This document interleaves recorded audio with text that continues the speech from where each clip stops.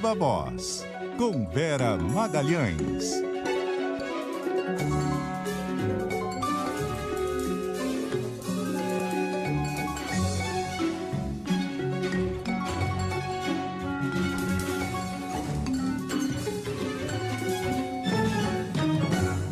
Oi, Vera, boa noite, tudo bom?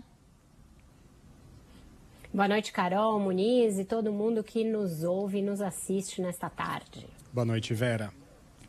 Vera, vamos começar falando do PIB. Segundo o ministro Paulo Guedes, está andando de lado. O ministro vive num mundo paralelo, né? Fala sempre na recuperação em V, diz que agora vai, que realmente esse trimestre aí foi o pior da pandemia, mas vai ficando difícil de acreditar, né, nessas previsões otimistas.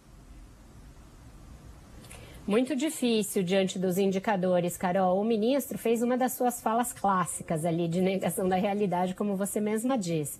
Ele chegou a se pegar numa questão matemática ali de arredondamento do índice, dizer que é 0,05 e que aí arredondaram para menos 0,1, mas que poderia ter sido 0, como se isso fizesse alguma diferença no fato de que aí se está vivendo uma estagnação em relação ao primeiro trimestre e que isso vai fazer com que o resultado do ano perca atração, perca fôlego e que provavelmente vai fazer com que o índice seja menor do que aquele que se vinha aguardando, que, né, não vai ser algo tão robusto. O ministro Ciro Nogueira, da Casa Civil, preferiu fazer uma comparação com o segundo trimestre lá do ano passado, aquele primeiro trimestre da pandemia em que tudo fechou, em que havia um grande pânico, uma grande dúvidas sobre o que ia acontecer com a pandemia e, de fato, tudo foi fechado. Agora, no segundo trimestre de 2020, o ministro tem razão, foi um dos piores em termos de mortes da pandemia, mas não se pode dizer que essas mortes e que isso se deu por falta de aviso. Desde o fim de 2020, se sabia que viria uma segunda onda da pandemia. O ministro chegou a fazer pouco dessa possibilidade, dizer que, diferentemente do que estava acontecendo na Europa, por exemplo, nada indicava que o Brasil teria uma segunda onda.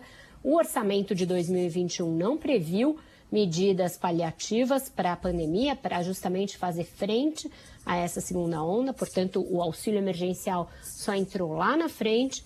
Aquela já conhecida e que a gente vem falando aqui, que a CPI vem esmiuçando, total falta de prioridade na compra de vacinas fez com que o início da nossa vacinação fosse muito, muito lento, muito aquém da nossa capacidade histórica de vacinar os brasileiros e muito aquém do que o mundo praticou no início da vacinação, justamente porque a gente não comprou as vacinas com a antecedência que precisaria ter comprado. Tudo isso é um planejamento que é do Ministério da Saúde, mas é também da área econômica. O próprio ministro Paulo Guedes deu sucessivas declarações dizendo que apenas a vacinação de todos os brasileiros seria a condição para nos tirar da pandemia e para, portanto, fazer com que a economia voltasse a crescer.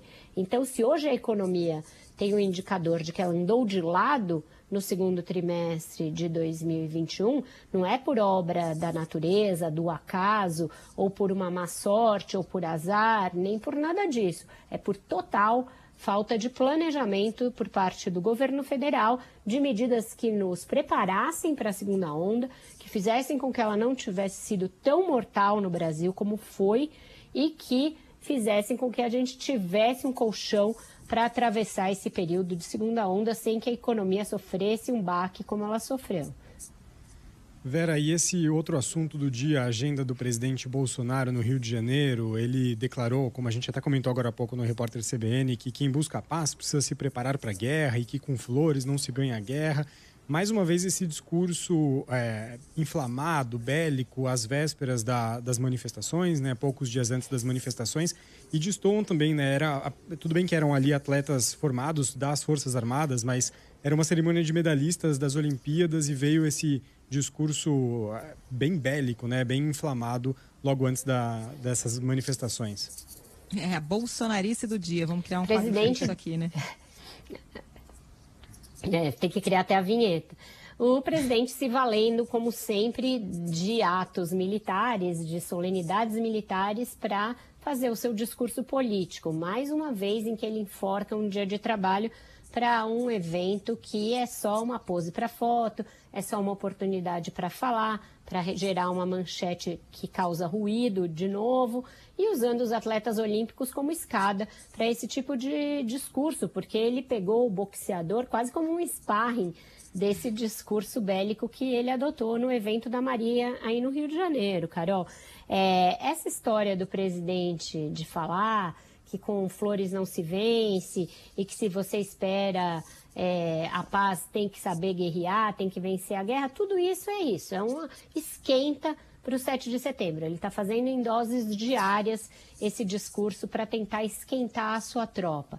Ao mesmo tempo em que pastores evangélicos, lideranças de caminhoneiros e outros que vêm insuflando a realização desses atos fazem a organização pesada, a organização logística, de chamar as pessoas, chamar nos grupos, chamar nas redes, chamar nos templos, chamar nas bases desses movimentos, organizar idas com fornecimento de transporte, com fornecimento de comida.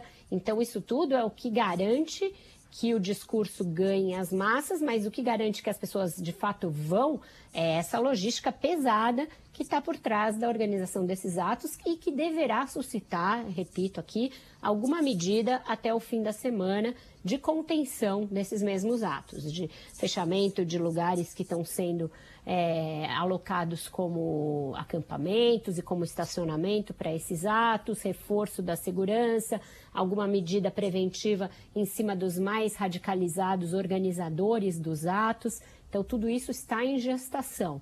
Da parte do presidente é isso, ele é um cheerleader de um evento que já virou um evento golpista. E aí não adianta o eufemismo de se querer dizer que o 7 de setembro vai ser um ato pela liberdade de expressão, pelo que quer que seja. Quando o presidente diz respeito a qualquer tentativa de contemporização nessa retórica anti-instituições, anti-establishment, a favor de uma contraposição que será feita ao Supremo Tribunal Federal, ele joga por terra qualquer esforço dos seus ministros, dos seus aliados de aplainar o terreno, de serenar os ânimos e de evitar que haja um confronto, porque o principal medo é um confronto físico, um confronto armado, mais de um confronto em todo o país. Como isso está no horizonte, e a gente sabe que está, inclusive com o fato de realização de protestos de grupos rivais em cidades como São Paulo, que é uma tremenda maluquice, é um absurdo que a justiça permita algo como isso e que as autoridades deixem rolar solto um evento que vai terminar em confusão. Não tem como uma turma na Paulista e outra no Anhangabaú, frontalmente opositoras uma à outra, não se encontrem e isso não gere algum tipo de tumulto. Ainda mais com a possibilidade de haver policiais ou à paisana ou apoiando um dos lados. Então, aí é o pior dos mundos e a gente vai caminhando para isso com o beneplácito e a firme contribuição do presidente Jair Bolsonaro. É bem preocupante mesmo, Vera. Aqui no Rio também vai ter dos dois lados, mas distante, né? Um na Zona Sul, outro no centro. Então já reduz um pouco esse risco de conflito, mas a situação em São Paulo é bem preocupante. Agora, como é que está essa mobilização, Vera? As denominações evangélicas entraram com força na organização desses eventos, porque até um tempo atrás o presidente Jair Bolsonaro estava tendo algumas rusgas ali com a bancada evangélica, que estava se sentindo desprestigiada, mas parece que conseguiu contornar essa situação, né? Isso é um levantamento bem interessante, Carol, que eu recebi de uma consultoria que faz levantamento de redes, faz análise de redes para o mercado financeiro, para clientes privados e me envia de vez em quando esses monitoramentos mais amplos que ela faz. Ela se chama Modal Mais, AP Exata. E ela vem fazendo todo esse monitoramento do 7 de setembro e fez uma comparação entre essa convocação de agora e a convocação, por exemplo, de um ato realizado mais no início de agosto em favor do voto impresso. A de agora é bem maior, isso é uma das constatações a que eles chegam, e que as menções nas últimas semanas, diante dos muitos questionamentos sobre o envolvimento das Forças Armadas e questionamentos do próprio Supremo, o fato de que as Forças Armadas tiraram um pouco o pé, resolveram não fazer um desfile cívico-militar no dia 7, etc., Isso tudo fez com que os principais espalhadores nas redes da mensagem pró-7 de setembro fossem os grupos de caminhoneiros, que esses aparecem muito bem, e também os líderes evangélicos. E aí a gente tem algumas referências, né? Por exemplo, o pastor Silas Malafaia, o bispo Silas Malafaia, que tem feito a pregação direto pelo comparecimento dos fiéis a esse ato que ele chama ato pela liberdade, contra a ditadura do Supremo, etc. Assim como ele, outros menos notórios também engrossam esse coro, e isso fez com que a consultoria identificasse em grupos que pregam a mensagem para um eleitor, para um seguidor evangélico, uma pregação muito forte de presença no 7 de setembro. Isso me chamou bastante atenção nesse levantamento dessa consultoria.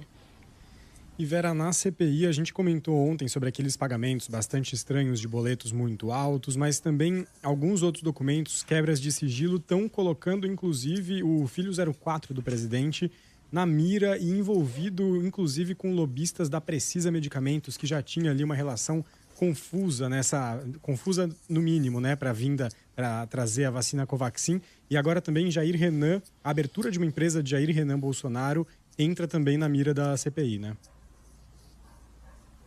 Isso, numa semana em que os filhos do presidente são alvos em várias frentes, Unis, porque o próprio Jair Renan apareceu numa reportagem como tendo alugado ali, mudado com a sua mãe para uma mansão também na Casa do Milhão, em Brasília. Ele lançou essa empresa de eventos, tem aí uma atuação bastante destacada no TikTok, quer ser um influencer, tem organizado eventos, está enveredando por essa linha. E o que os documentos que a CPI recebeu do Ministério Público do Pará mostram, o Ministério Público Federal do Pará, mostram uma intensa troca de mensagens entre ele, Jair Renan, e o Marconi Albernaz, que vem a ser um dos lobistas da Precisa, um dos que intermediaram o contrato da Covaxin, para a abertura da empresa dele, Jair Renan, a empresa de eventos. Então, uma conexão que até então não tinha aparecido no radar e que é mais uma conexão de filhos do presidente com essa empresa, com lobistas dessa empresa. A gente lembra que o próprio senador Flávio Bolsonaro apareceu lá atrás, intermediando um contrato do BNDES para sócios de grupos próximos aí a esses da Precisa. Então, tudo isso vai se interligando. Também nessa semana veio a revelação por parte do Ministério Público de que há fortes indícios de prática de rachadinha também no gabinete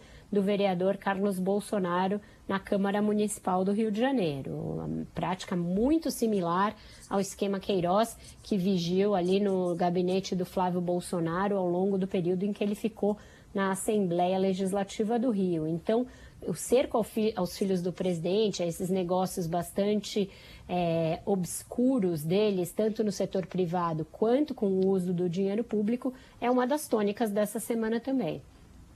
Ô Vera, você acha que esse caso da suspeita de rachadinha no gabinete do Carlos tem um potencial mais explosivo do que a denúncia do Flávio? Porque, enfim, o caso é o mesmo, mas no caso do Flávio teve toda a discussão de foro, o processo ficou parado muito tempo, depois a defesa conseguiu algumas vitórias, né, cancelando, por exemplo, quebra de sigilo. Então está meio encruada essa situação do Flávio. Parado. Já a situação do Carlos é um pouco diferente, mas puxa o fio de uma meada, né? Porque esse pessoal da rachadinha, esses funcionários fantasmas, muitos circularam entre diversos gabinetes, inclusive o do Jair Bolsonaro quando era deputado, muitos são da mesma família. Então, na hora que você começa a puxar esse fio da meada, vai a família inteira, né? Vai, como já ia na rachadinha do Flávio, o modus operandi é basicamente o mesmo, alguns personagens são inclusive os mesmos, mas você tem razão quando você aponta esse aspecto do foro, eles terão mais dificuldade para puxar para Brasília, para tentar tirar do Rio de Janeiro uma investigação sobre ele, que é um vereador da cidade, um vereador do município. Então, a ideia de que se possa trancar a investigação dependerá muito mais de influências que eles tenham no TJ do Rio e aí na Justiça do Rio de Janeiro do que, eventualmente, essa conexão com Brasília, que acabou ajudando o Flávio Bolsonaro. Foi lá no STJ que a coisa parou em grande medida, mas é o mesmo modus operandi. Eu acho que enquanto narrativa está tudo muito esmiuçado. A repórter Juliana Dalpiva, que investiga esse caso desde o início, publicou hoje um longo fio no Twitter. Recomendo que o nosso ouvinte, o nosso espectador procure pelo Twitter da Juliana, em que ela explica desde lá de trás, quando ela ou outros repórteres do Globo começaram a mexer nesse caso, e o caso do Carlos Bolsonaro, que eles tiveram de fazer consultas em diários oficiais impressos, porque a Câmara do Rio não fornecia as informações relativas ao gabinete, então eles tiveram que pegar todas as nomeações, todas as exonerações do gabinete dele, cruzar os nomes com os nomes dos gabinetes da família, um trabalho realmente jornalístico e de reportagem muito acurado, mas que faz a radiografia dessa maneira com que a família Bolsonaro lida com os mandatos e usa esses gabinetes como uma fonte para escoamento de dinheiro público por meio da rachadinha e de outros expedientes que não são lícitos nem republicanos. Eu acompanhei de perto esse trabalho na época da Juliana Dalpiva e outros repórteres no Globo, porque eu era coordenadora de pauta na editoria de política, e de fato foi um negócio assim, hercúleo, né? Trabalho de formiguinha, consultar 18 anos de diários oficiais da Câmara, porque isso não estava digitalizado, e aí foi se puxando o fio da meada e impressiona muito, né, Vera? Os relatos, depois algumas pessoas começaram a confirmar que de fato trabalhavam, mas não trabalhavam, né? Era funcionário fantasma. Depois o crescimento de patrimônio, a Ana Cristina. A Ana Cristina Siqueira Vale comprou 14 imóveis quando era casada com Jair Bolsonaro. E um monte de compra com dinheiro vivo, assim como o Carlos, assim como o Flávio. A história toda é muito suspeita. Mas acho que o momento político é um pouco diferente também, né? Porque quando as denúncias contra o Flávio surgiram, o Bolsonaro estava em alta, né? Tinha acabado de ser eleito, estava com capital político lá em cima. Agora a situação é outra também, né? Ele não tem mais tanta margem de manobra para livrar a família disso. O discurso da vitimização, de que estão perseguindo os meus meninos, não cola mais, porque a repetição idêntica de um esquema para um filho e para outro mostra uma empresa em funcionamento e não nenhuma perseguição nem nenhuma coincidência. E realmente o presidente já não goza desse lastro que ele tinha no início, em que tudo era relevado em nome de uma superação do PT, em nome vai praticar uma política econômica que seja liberal, etc. Porque, primeiro, que os esquemas de corrupção se mostraram presentes, inclusive, nesse governo, haja vista a compra das vacinas superfaturadas, etc. E também porque a economia não teve essa grande mudança de paradigma e não teve esse grande crescimento prometido. Então, hoje a desconfiança já é muito maior em todos os aspectos. Nos aspectos nos quais o Bolsonaro sempre foi Bolsonaro e as pessoas relevaram porque quiseram relevar, né, o seu autoritarismo, a ameaça que ele significa às minorias, às instituições, etc., quanto nos aspectos que essas mesmas pessoas usavam para justificar um apoio a ele, que hoje em dia é cada vez mais declinante na sociedade e no eleitorado. Vera, e essa troca de farpas, mais uma troca de farpas entre o governo estadual aqui de São Paulo e o Ministério da Saúde, né? Hoje o governador João Dória anunciou o calendário para a aplicação da dose de reforço em idosos e também em pessoas com imunidade, com imunossuprimidas, né? E logo na sequência o Ministério da Saúde reforçou aquilo que já havia dito alguns dias atrás, que não pode se comprometer em entregar ali vacina suficiente, em quantidade suficiente para estados que fogem da programação do PNI, o Plano Nacional de Imunizações. Então, mais uma vez, mostra que não está pacificada essa situação entre o governo estadual aqui de São Paulo e outros que decidam aí, que anunciem outros calendários diferentes do Ministério da Saúde, né? Exato, Muniz, é lamentável que a gente, depois de 1 ano e meio de pandemia, ainda tenha esse tipo de descompasso entre o governo federal e os governos estaduais, porque a gente deveria estar caminhando, sim, numa diretriz única e baseada em evidências, dados e na ciência, para definir coisas tão importantes quanto esse protocolo da terceira dose. Nesse caso, eu tendo a concordar com o Ministério da Saúde, algo que não é usual aqui da minha parte, porque foi um ministério que sempre fez tudo de forma atabalhoada, sem nenhum planejamento, etc., mas me parece razoável isso que eles estão dizendo. Se cada estado resolver aplicar a terceira dose para um determinado público, sem a definição de um mesmo critério, não vai ter vacina na quantidade correta para tudo isso, porque os cálculos vão variar muito. Nesse caso, São Paulo está colocando um público de 10 anos a mais do que o Ministério da Saúde está prevendo. Qual dos dois está certo? Quem tem que responder são os cientistas, são os estudos inclusive com as diferentes vacinas, com um calendário que use a mesma vacina como a vacina de reforço, vacinas alternadas, isso tudo deveria estar especificado numa norma que fosse seguida para todos.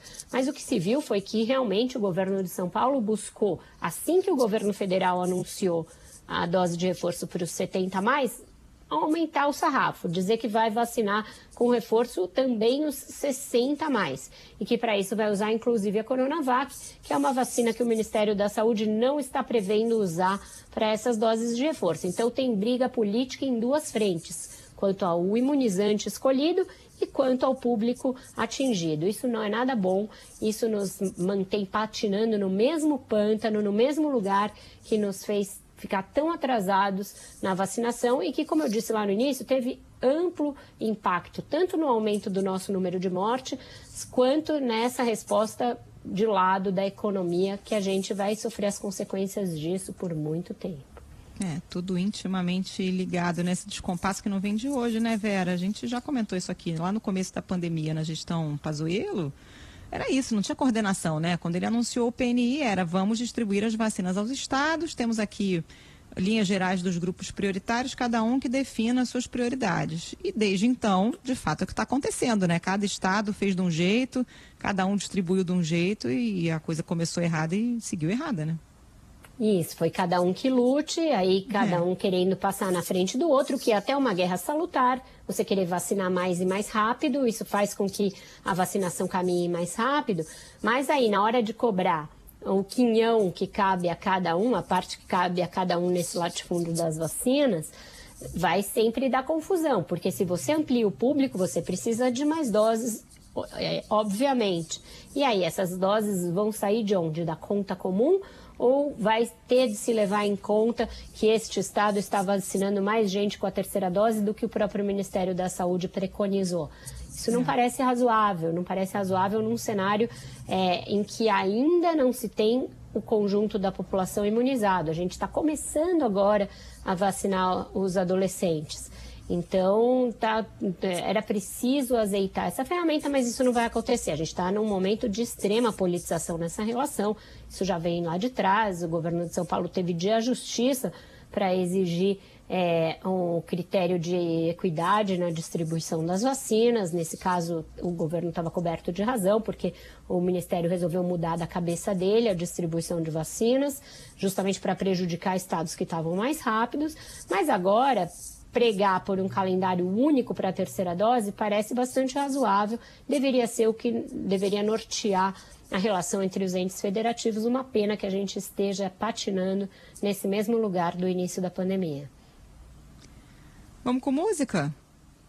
Vamos com música. Eu sugeri duas aí com a retórica bélica. Eu confesso que a minha playlist bélica já está se esgotando.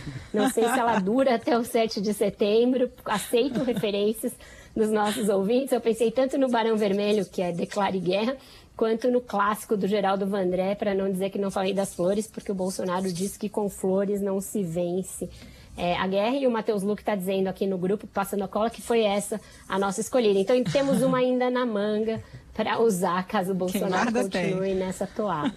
É isso, quem poupa tem.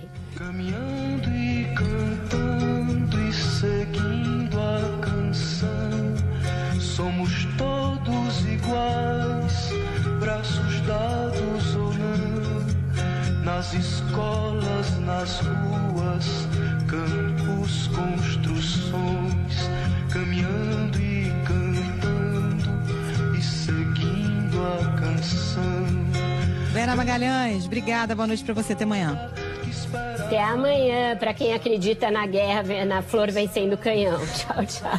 Tchau, Vera, boa noite.